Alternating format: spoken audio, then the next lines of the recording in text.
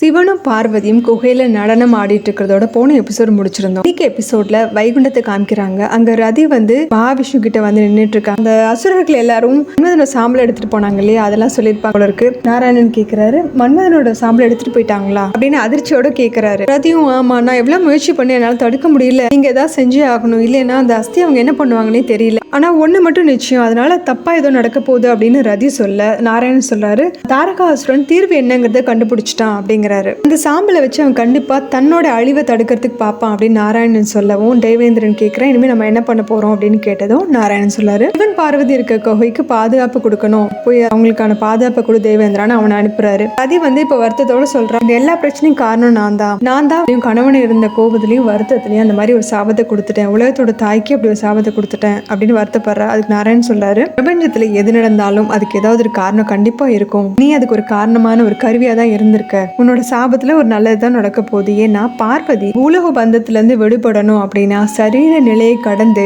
தெய்வீகத்தோட நிலையோட இணையணும் அப்படின்னு சொல்றாரு. தாரகாசுரனோட அழிவுக்காக மகாகாலும் இணையணும், அதுதான் விதி அப்படின்னு நாராயணனும் சொல்ல, அடுத்த காட்சியில திரும்ப சிவன் பார்வதி இருக்க குகையை காமிக்கிறாங்க. சிவன் பார்வதி நடனத்துக்கு அப்புறமேலே குகையில ஒரு இடத்துல உட்கார்ந்து கண்களை மூடி தவம் பண்ண ஆரம்பிக்கிறாங்க. சிவனோட தேகமும் பார்வதியோட தேகமும் தேஜஸோட ஒளிர ஆரம்பிக்குது. அவங்க உடல்ல இருந்து வரக்கூடிய அந்த ஒளி ஒன்னா இணைஞ்சு ஒரு புதிய ஒளிய உருவாகுது. அதே நேரம் அங்க மன்மதனோட சாம்பல்ல இருந்து நெருப்பு வெளியே வர்றதை காமிக்கிறாங்க.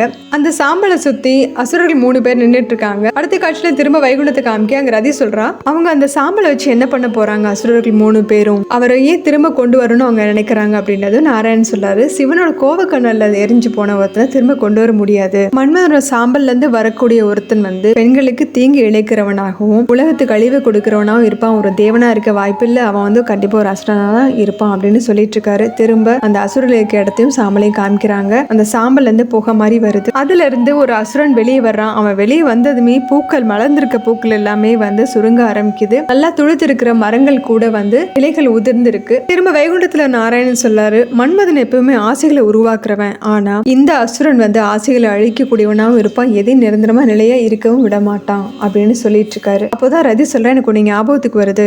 ஒரு முறை மன்மதன் இருந்தாருன்னு சொல்லிட்டு அவ யோசிக்கிறா. அப்போ மன்மதன் சொல்லதை காமிக்கிறாங்க. நாராயணன் சொன்னதை கேட்கலன்னா அடுத்தவங்க என்ன கேலி பண்ற மாதிரி ஆயிடுவேன், பண்டாசுரன் ஆயிடுவேன் அப்படின்னு சொல்லியிருப்பான். அதை காமிக்கிறாங்க. அவ பண்டாசுரன் ஆயிடுவேன்னு சொன்னாரு அப்படின்னு சொல்லும் போது நாராயணனும், ஆமா, அவன் படைப்போட விரோதி, அவன் தான் பண்டாசுரன் அப்படின்னு சொல்ல, இங்க அந்த அசுரனை காமிக்கிறாங்க. இவன் மன்மதனோட உருவத்திலே தான் இருக்கான், ஆனா அசுரனா இருக்கான். அந்த அசுரன் கிட்ட இப்போ தாரகாசுரன் பேசிட்டு இருக்கான், நான் தான் உன்னை உருவாக்குனேன், நீ சிவன் பார்வதி உருவாக்க போற அந்த சக்தியை தடுத்து நிறுத்து, சிவன் பார்வதி எங்க இருக்காங்களோ அந்த இடத்துக்கு போய் அவங்களை தடுத்து நிறுத்து அப்படின்னு சொல்லி அனுப்பி வைக்கிறான். திரும்ப சிவன் பார்வதி இருக்கிற அந்த குகையை காமிக்கிறாங்க. அவங்க 2 பேரோட தேஜஸும் இணைஞ்சு அங்க ஒரு புதுசா ஒரு ஒளி வந்ததா சொல்லியிருந்தேன் இல்லையா, அந்த ஒளி இப்போ பெருசாகிக்கிட்டே போகுது, அந்த சக்தி உருவாயிட்டு இருக்கு. திரும்ப அசுரர்கள் இருக்கிறத காமிக்கிறாங்க. அங்க தாரகாசுரன் சொல்றான், பண்டாசுரன் இந்த பிரபஞ்சத்துல எதுவும் உருவாக விடாம தடுத்துருவான், நம்ம எல்லாரும் எதிர்பார்த்தது நிறைவேற போகுது, பார்வதி இத்தனை வருஷமா எதுக்காக காத்துட்டு இருந்தாலும் அந்த சக்தி பிரபஞ்சத்துல உருவாக விடாம தடுத்துடலாம் அப்படின்னு சொல்லிட்டு இருக்கான். உடனே நிசும்பனும் சொல்றான், பண்டாசுரன் அவனோட வேலையை பார்க்கட்டும்,